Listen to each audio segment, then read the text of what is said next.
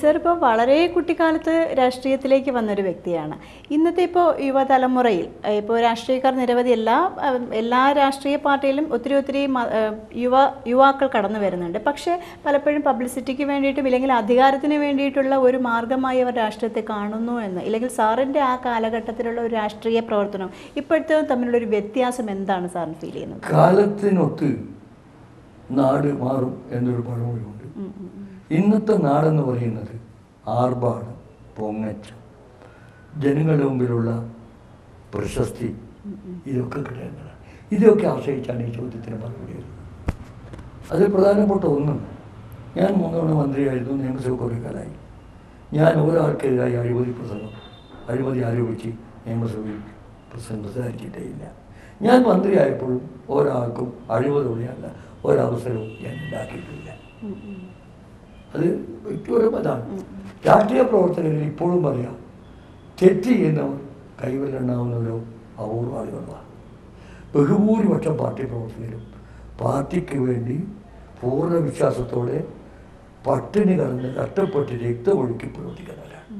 പക്ഷെ അവരെല്ലാം കാണുന്നത് രാഷ്ട്രീയക്കാരായിട്ടാണ്. അതുകൊണ്ട് നല്ലതിനെയും ചീത്തയെയും വേർതിരിക്കാൻ സമൂഹത്തിന് കഴിയണം. അത് കഴിയുന്നില്ലെങ്കിൽ ഇതൊക്കെ ദോഷം ചെയ്യും. പക്ഷേ മീഡിയയുടെ അതിപ്രസരം കൊണ്ട് ശരിക്കും പറഞ്ഞാൽ ആൾക്കാർ ഇപ്പം ഒത്തിരി തെറ്റിദ്ധരിപ്പിക്കപ്പെടുന്നില്ലേ? അത് കമേഴ്സ്യലാണ്. കമേഴ്സ്യത്തിൽ വ്യാപാരികൾ നടത്തുന്ന വ്യാപാര മത്സരം ഉണ്ടാവില്ലേ? ആ മത്സരം തന്നെ മീഡിയ. മാതൃഭൂമിയിൽ ഞാനൊക്കെ കൊണ്ടുകൊടുത്ത റിപ്പോർട്ട് പത്രാധിപർ എന്നെ വിളിച്ച് ചെവിക്ക് പിടിച്ചിട്ടുണ്ട്. കാരണം ഒരു റിപ്പോർട്ടും ഡിസ്ട്രക്റ്റീവ് ആവരുത്, കൺസ്ട്രക്റ്റീവ് ആവണം. ജനങ്ങളുടെ ഇടയിൽ നിഷേധം ഉണ്ടാക്കരുത്, പ്രോത്സാഹിപ്പിക്കണം. ഇന്നത് പറഞ്ഞാൽ മാതൃഭൂമി ആരും വാങ്ങില്ല, സെൻസേഷനലായി. അങ്ങനെ ആയി. അതിൻ്റെ ഒരു ഭാഗമാണ് ഇത്. വേൾഡ് ചേഞ്ചിൻ്റെയും കൂടി ഭാഗമാണ്. അപ്പോൾ ഇനി വരും വർഷങ്ങളിൽ ഇതിനൊക്കെ തിരിച്ചടി ഉണ്ടാവും. ഒരു ഘട്ടം കഴിഞ്ഞാൽ ഇപ്പം എനിക്ക് സന്തോഷമുണ്ട്. ഏതായാലും ഇപ്പോൾ ഗാന മത്സരങ്ങളും ഒക്കെ വന്ന് സമയം കുറേ അതിലേക്ക് പോകുന്നുണ്ട്. നല്ല ഈ കേരളത്തിലെ ആർട്സിനോടും സംസ്കാരത്തോടും കലയോടും ഒക്കെ കാണിക്കുന്ന ഏറ്റവും വലിയ കുട്ടികളുടെ ഇടയിൽ മനസ്സിൽ വന്നില്ലേ, അതിലെങ്ങനെയും ജയിക്കും. പക്ഷേ കോടികൾ സമ്മാനം, ലക്ഷങ്ങൾ സംഭാവന, അത് വേറെ വശം. പക്ഷെ സമൂഹത്തിൻ്റെ ഇടയിൽ നഷ്ടപ്പെട്ടു പോയ കലാവാസനയെ പ്രോത്സാഹിപ്പിക്കാൻ ഇതടിയാക്കും.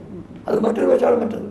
സാർ, എനിക്ക് തോന്നുന്നു സാറിനോടൊപ്പമുള്ള ഈ ചുരുങ്ങിയ സമയം കൊണ്ട് ഈ നമ്മുടെ കേരള രാഷ്ട്രീയത്തിൻ്റെ പഴയ കാലത്തിൻ്റെ ഒരു നല്ലൊരു മുഖവും പിന്നെ അതിൻ്റെ ഒരു ഗ്രാജുവൽ ചേഞ്ചും ഇപ്പോഴെത്തി നിൽക്കുന്ന അവസ്ഥയും എല്ലാം നമ്മുടെ പ്രേക്ഷകരിലേക്ക് എത്തിക്കാൻ സാധിച്ചു. വളരെയധികം നന്ദിയുണ്ട് സാർ. സബലമി യാത്ര എന്ന കേരള വിഷൻ്റെ ഈ സംരക്ഷണ പരിപാടി കഴിഞ്ഞ കുറേ കാലങ്ങളായി മനസ്സിൽ പിടിച്ചു നിർത്തിയതും പൊതു രാഷ്ട്രീയ പ്രവർത്തക നിലയിൽ പറയാൻ മടിക്കുന്നതുമായ ചില കാര്യങ്ങൾ ജനങ്ങളിലേക്ക് എത്തിക്കാൻ ഇടവരുത്തിയെന്നതിൽ എനിക്ക് സന്തോഷമുണ്ട്. അതിന് അവസരമുണ്ടാക്കിയ എല്ലാവരോടും, ഇതുമായി ബന്ധപ്പെട്ട എല്ലാവരോടും, അതുപോലെ ഇതിൻ്റെ പ്രേക്ഷകരോടും പ്രത്യേകമായുള്ള കടപ്പാടും നന്ദിയും ഞാൻ രേഖപ്പെടുത്തുന്നു. സഫലമി യാത്രയുടെ ഇന്നത്തെ എപ്പിസോഡ് ഇവിടെ പൂർണ്ണമാകുമ്പോൾ AC ഷൺമുഖദാസ് എന്ന വ്യക്തിയുടെ രാഷ്ട്രീയ ജീവിതം കറപുരളാത്ത സത്യസന്ധമായ ആത്മാർത്ഥതയുടെ ഒരു പുസ്തകമാണ് നമുക്ക് മുന്നിൽ തുറക്കുന്നത്.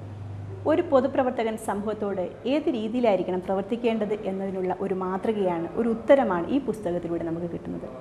MLA ആയും മന്ത്രിയായും NCPയുടെ സംസ്ഥാന പ്രസിഡൻ്റായും ഒക്കെയുള്ള അദ്ദേഹത്തിൻ്റെ പ്രവർത്തനങ്ങൾ നമ്മൾ മലയാളികളുടെ മനസ്സിലും ഒപ്പം തന്നെ രാഷ്ട്രീയ എതിരാളികളുടെ മനസ്സിലും ഒരു മാതൃകയായി തന്നെ നിലനിൽക്കും. അദ്ദേഹത്തിന് പൊതുജീവിതത്തിൽ പൊതുജനങ്ങളോട് കൂടുതൽ സേവനം നടത്താൻ സാധിക്കട്ടെ എന്ന് ആത്മാർത്ഥമായി പ്രാർത്ഥിച്ചുകൊണ്ട് സഫലമി യാത്രയുടെ ഇന്നത്തെ എപ്പിസോഡ് ഇവിടെ പൂർണ്ണമാകുന്നു.